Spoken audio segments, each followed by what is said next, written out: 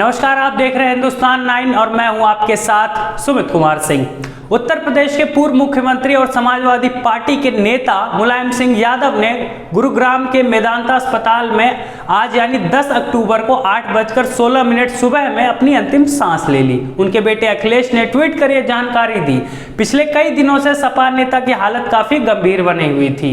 22 नवंबर 1939 को जन्मे मुलायम सिंह यादव उत्तर प्रदेश के सबसे प्रमुख नेताओं में से एक थे, जिन्होंने 3 बार उत्तर प्रदेश के मुख्यमंत्री के रूप में कार्य किया और केंद्र में रक्षा मंत्री भी रहे। वो 10 बार विधायक और 7 बार लोकसभा के सांसद चुने गए। चलिए आज आपको बताते हैं कि मुलायम सिंह की ऐसी कौन सी कहानी है जिस पर मुलायम तो हमेशा से गर्व करते रहे, पर हिंदुओं को यह एक अलग किस्म का दर्द दे गया। बात 2 नवंबर 1990 की है। IGSM सिन्हा अपने मामतों से लखनऊ से साफ निर्देश है कि भीड़ किसी भी कीमत पर सड़कों पर नहीं बैठेगी। लखनऊ की कुर्सी पर कौन बैठा था, वह ऐसे आदेश क्यों दे रहा था, कट्टरपंथियों का मसीहा बनने के लिए उसकी होड़ किससे लगी थी, इन सब से पहले जानते हैं कि अयोध्या में 1990 की 2 नवंबर को आखिर हुआ क्या था। सुबह के 9 बज रहे थे। कार्तिक पूर्णिमा पर सरयू में स्नान कर रहे साधु और राम भक्त कार सेवा के लिए राम जन्मभूमि की ओर बढ़ रहे थे। पुलिस ने घेरा बनाकर उन्हें रोक दिया। वे जहां थे वहीं सत्याग्रह पर बैठ गए, राम धुनी में रम गए। फिर आईजी ने ऑर्डर दिया और सुरक्षा बल एक्शन में आ गए। आंसू गैस के गोले दागे गए, लाठियां बरसाई गई, लेकिन राम धुनी की आवाज बुलंद रही। राम भक्त न उत्तेजित हुए, न डरे और न घबराए। अचानक बिना चेतावनी के उन पर फायरिंग शुरू कर दी। गोलियों में राम भक्त को दौड़ा दौड़ा कर निशाना बनाया गया। 3 नवंबर 1990 को जनसत्ता में छपी एक रिपोर्ट में कहा गया कि राजस्थान के श्री गंगानगर का एक कार सेवक, जिसका नाम पता नहीं चल पाया है, गोली लगते ही गिर पड़ा और उसने अपने खून से सड़क पर लिख दिया सीताराम। पता नहीं वो उसका नाम था या भगवान का स्मरण, मगर सड़क पर गिरने के बाद ही सुरक्षा वालों की टुकड़ी ने उसकी खोपड़ी में 7 गोलियां मारी। 2 नवंबर 1990 को विनय कटियार के नेतृत्व में दिगंबर अखाड़े की तरफ से हनुमानगढ़ी की ओर जा रहे कार सेवक बढ़ रहे थे। उनमें 22 साल के राजकुमार कोठरी और 20 साल के शरद कोठारी भी थे। सुरक्षा बलों की फायरिंग शुरू हुई तो दोनों पीछे हटकर एक घर में जा छिपे। CRPF के इंस्पेक्टर ने शरद को घर से बाहर निकालकर सड़क पर बिठाया और फिर उसे गोली से उड़ा दिया। छोटे भाई के साथ ऐसा देख राजकुमार भी वहीं कूद पड़े। इंस्पेक्टर की गोली राजकुमार के गले को भी पार कर गई।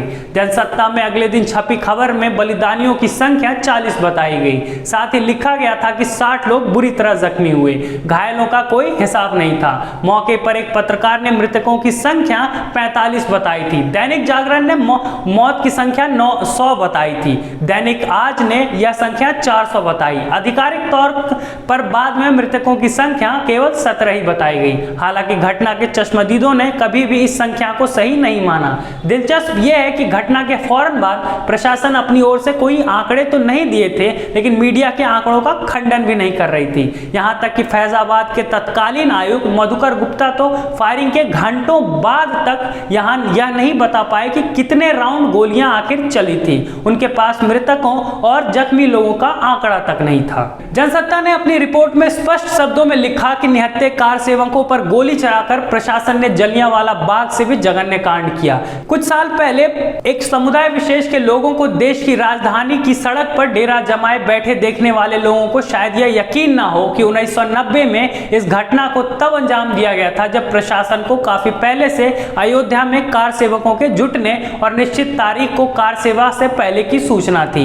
यहां तक कि 30 अक्टूबर 1990 के दिन भी कार सेवकों पर गोली बरसाई गई थी। आधिकारिक आंकड़े 30 अक्टूबर को 5 राम भक्तों के बलिदान की पुष्टि करते हैं। इसके बाद सवाल उठता है कि आखिर किस सनक में इस घटना को अंजाम दिया गया था।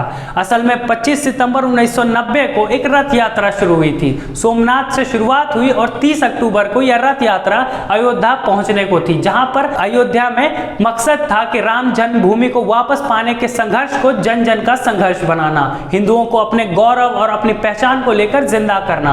उस समय प्रधानमंत्री VP सिंह और उत्तर प्रदेश के मुख्यमंत्री मुलायम सिंह के बीच एक दूसरे को नीचा दिखाने का खेल चल चल रहा था। यात्रा शुरू होते ही मुलायम ने इसे खुद को खास मजहब से बड़ा मसीहा साबित करने के मौके के तौर पर देखा, लिहाजा रथ के पहियों के साथ साथ हिंदुओं को उनका धमकाना शुरू हो गया। उन्होंने बाकायदा ऐलान किया कि आडवाणी अयोध्या में घुसकर तो दिखाएं, फिर उन्हें बताएंगे कानून क्या होता है। उनकी इस बयानबाजी का एक मकसद उत्तेजना पैदा करना भी था। इधर वीपी सिंह नहीं चाहते थे कि मुलायम अकेले मजहब के मसीहा बने, सो उनके इशारे पर तब के बिहार के मुख्यमंत्री लालू यादव ने आडवाणी को समस्तीपुर में 23 अक्टूबर की सुबह गिरफ्तार करवा लिया। इसे एक दिन पहले वीपी सिंह की सरकार ने 20 अक्टूबर की रात लागू किया गया अध्यादेश भी वापस ले लिया था। इस अध्यादेश में विवादित ढांचे और उसके चारों तरफ 30 फीट जमीन छोड़कर अधिग्रहित जमीन राम जन्मभूमि न्यास को सौंपने की बात थी। हालांकि इसके लिए भी समुदाय की नुमाइंदी राजी नहीं ली गई थी। उनको हीरो बनने के लिए मुलायम ने ही अध्यादेश को लागू नहीं करने की धमकी दी थी, लेकिन आडवाणी की गिरफ्तारी ने मुलायम के खेल को बिगाड़ दिया। दूसरी तरफ लालू रातों रात मजहब विशेष के हीरो बन गए। बाद में उन्होंने माई समीकरण भी गढ़ा। अब मुलायम के पास एक ही विकल्प बचा था, कुछ ऐसा करना जिससे समुदाय में उनकी हनक बने। इसी सनक में 30 अक्टूबर और 2 नवंबर को अयोध्या में राम भक्तों के खून से अयोध्या को रंग दिया गया।